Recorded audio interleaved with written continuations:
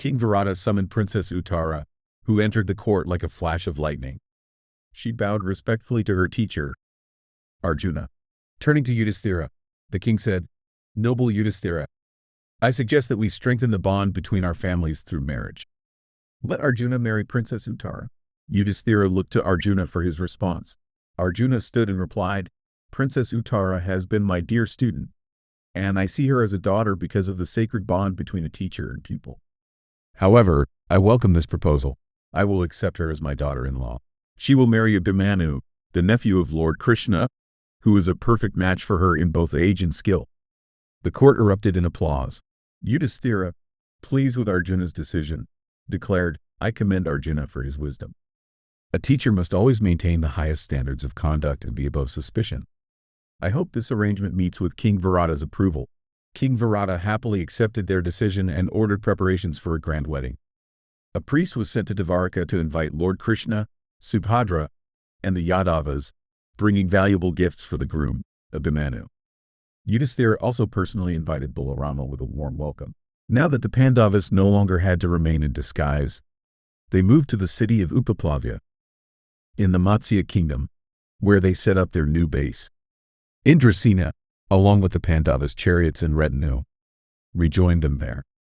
Meanwhile, an envoy from Duryodhana arrived at Upaplavya and met with Yudhisthira.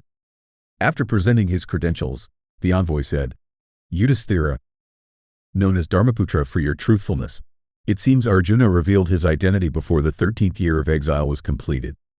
Duryodhana believes you must return to exile to fulfill your vow." Yudhisthira calmly replied, "Tell Duryodhana that we have honored our vow.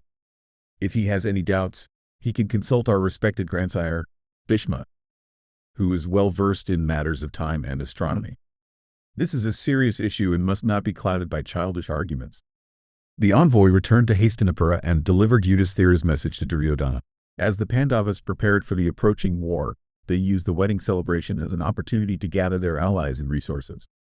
Messengers were sent out in all directions, under the pretext of inviting friends and well-wishers to the wedding, while also securing military support for the looming conflict. Invitations for the wedding of Uttara and Abhimanyu were sent far and wide.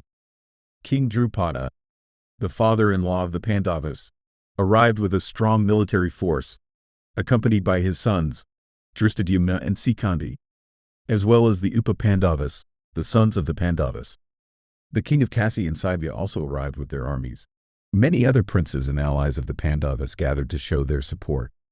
From the Yadava side, Balarama, Lord Krishna, the groom Abhimanyu, his mother Subhadra, and Satyaki, along with a large entourage, made their way to the celebration. The Pandavas, along with Drupada and King Virata, greeted the Yadava party at the city gates, offering them a grand ceremonial welcome. As Balarama and Krishna stepped down from their chariots, the sounds of bugles, trumpets, and drums filled the air, creating a festive atmosphere. A royal procession led them to the special guest houses, accompanied by the music of the royal orchestra. The wedding of Uttara and Abhimanyu was celebrated in grand style, following the Vedic traditions, with illustrious guests in attendance. After the festivities, the allied leaders gathered in the royal assembly hall for a meeting. Sri Krishna took his seat beside Yudhisthira, while Balarama and Satyaki sat next to King Drupada. King Virata, as the host, occupied the central seat. Virata formally welcomed the gathering and asked Yudhisthira to begin the discussions. Yudhisthira stood and thanked everyone for attending, giving special recognition to Balarama. He then said, "I am here to seek your guidance and wisdom. The Pandavas are ready to listen. We hope Sri Krishna will begin the conversation."